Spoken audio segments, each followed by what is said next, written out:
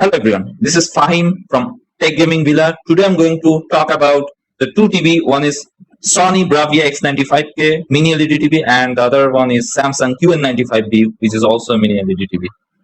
And Samsung QN95B actually company's flagship 4K TV for 2022, powered by second generation Neo QLED screen tech using the power of a mini LED backlight and the most advanced image processing Samsung has to offer. The aim here is to deliver HDR like you have never seen, perfect detail and stunning colors. And the Samsung QN95A delivers on all these promises despite last year's model setting a ridiculously high bar. Extra light control enabled by illuminating their screens using much smaller LED to unprecedented levels of LCD picture quality. X95K is Sony's first 4K mini LED TV. It replaces the Sony X95J, and instead of having a traditional backlight, the mini LED technology introduces many smaller backlights that have greater control over the local dimming feature and allow the TV to get brighter. It's Sony's flagship 4K LED TV in their 2022 lineup. So it has a bunch of features like hands-free voice control and the S-Center speaker input, support for ATSC 3.0, and it has their high-end cognitive processor XR. So you get the feature associated with it like XR sound and XR picture. For gamers, it has HDMI 2.1 bandwidth and variable refresh rate VRR support. Like past Sony TVs, it has Google TV as its smart platform, which is user-friendly and has a ton of apps available to download. X95K is great for most users. It looks great both in dark rooms for watching movies or bright rooms for watching sports or TV shows, as it displays deep blacks with a great local dimming features, and it gets bright enough to fight a ton of glare. However, there's blooming around bright objects, which is noticeable with darker scenes. HDR content also looks impressive as it makes highlights pop and displays a wide range of colors. Lastly, it's excellent for gaming thanks to its HDMI 2.1 bandwidth, variable refresh rate support, and great motion handling for a smooth gaming experience. On the other hand, Samsung QN95B actually it capable of dazzling your retains in nearly 2900 nits at a time, and where even the current best OLED TVs are at only just nudging beyond 1000 nits. I don't know yet how bright Samsung's QD OLED might be, but early word suggests it won't be anything like as bright as the QN95B. Brightness has become a much bigger deal than it used to be with the arrival of high dynamic range picture technologies. It's not though the only thing that contributes to a good HDR experience. HDR is more about light range than just more brightness, so a convincing HDR display will also deliver good black levels. Samsung 2022 Neo QLED LCD TVs have 5 picture modes: dynamic, standard, movie, filmmaker, and game mode. The game mode can be enabled from connection. Game mode settings, as you can see in this measurement to the right, dynamic is extreme and standard is quite exotic too. Movie and filmmaker mode are very similar, but the latter has been set to lower brightness. Samsung has made an effort to reduce the clutter, but I still think having 5 picture modes is too excessive. Filmmaker mode should have replaced movie, and dynamic modes not belong on any TV from any manufacturer that prides itself on delivering good picture quality. As argued last year with QN95A, Samsung's game mode is an exercise in poor picture quality. It pushes almost 1200 nits even in HDR mode with wildly oversaturated colors, a far too high color temperature that makes the whole picture look much too cold or bluish, you say, and a too wide color space. I still don't get it. Game developers put a lot of effort into making sure that their games look right. So why would any TV manufacturer actively try to make everything look wrong? QN95's game mode is only a little less extreme than last year's QN95A, which I called the worst game mode in any TV that I recall having tested. If you want great picture quality with low input lag, there's really no way around playing with picture settings in the game mode.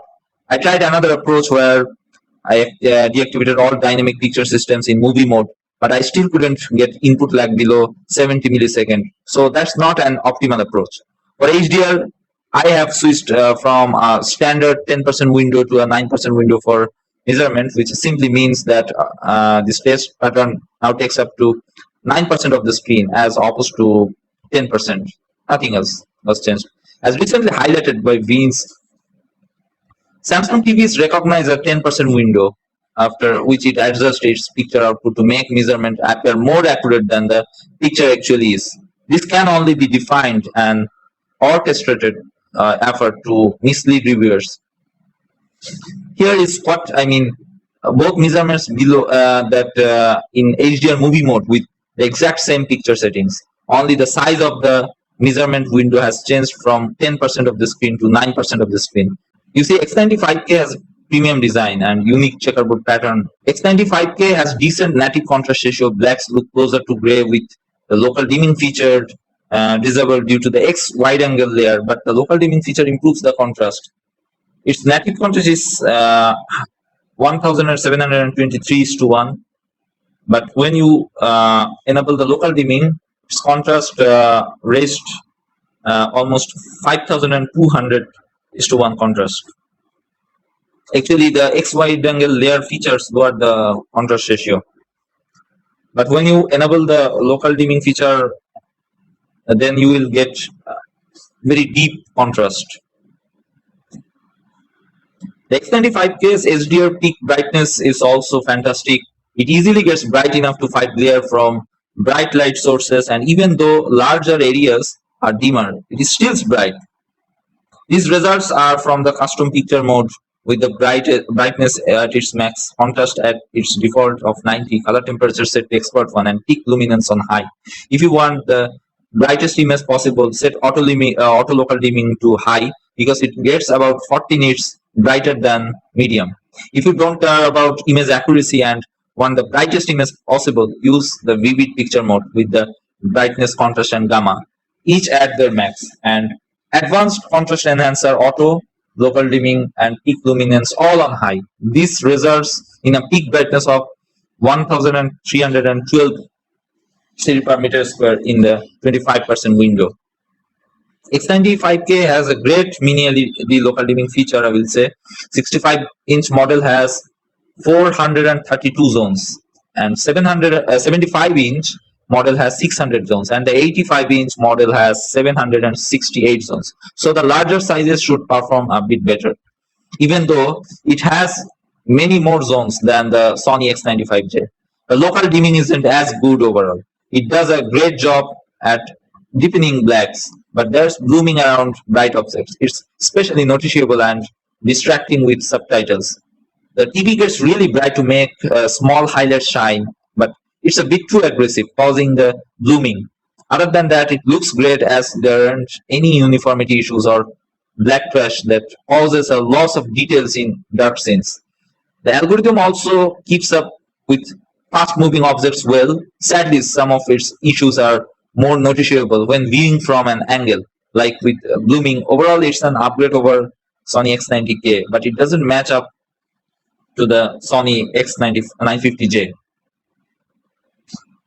Sony X95K also has incredible HDR peak brightness. It really makes highlights pop or satisfying HDR experience. The EOTF also tracks the target PQ curve perfectly, which means that it displays scenes at their correct brightness. There's smooth roll-off for content mastered below 4000 nits, so you don't lose details in bright scenes with most content.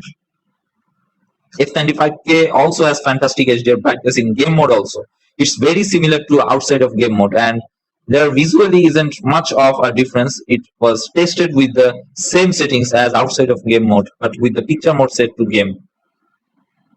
The gray uniformity, I will say okay.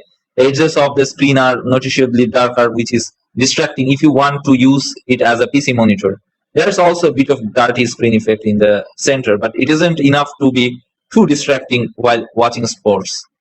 Its black uniformity is decent. Without the local dimming feature, the screen looks blue. The local dimming helps further deepen any blacks, but it also causes blooming around bright objects. Sony X95K has an okay viewing angle thanks to Sony's X-wide angle technology. It's fine for watching TV shows or sports with a few people around, but the image starts to lose consistency from really wide angles. And it has excellent reflection handling. There are too many distracting reflections coming from the screen, but the light scattering across causes a rainbow-like effect. It's noticeable in darker scenes, but gets bright enough to fight glare with brighter scenes. If I compare these two TVs, Sony X95K and Samsung QN95B, both TV has some advantages and disadvantages. X95K has some advantages over Samsung QN95B, and Samsung also have some advantages over Sony X95K. But overall, I will say Samsung QN95B is a better TV. It is its contrast is more. It is bright and deep color contrast. So that's it from now. If you like this video, please subscribe and press the bell icon for future notifications update. Thanks for your time. To change your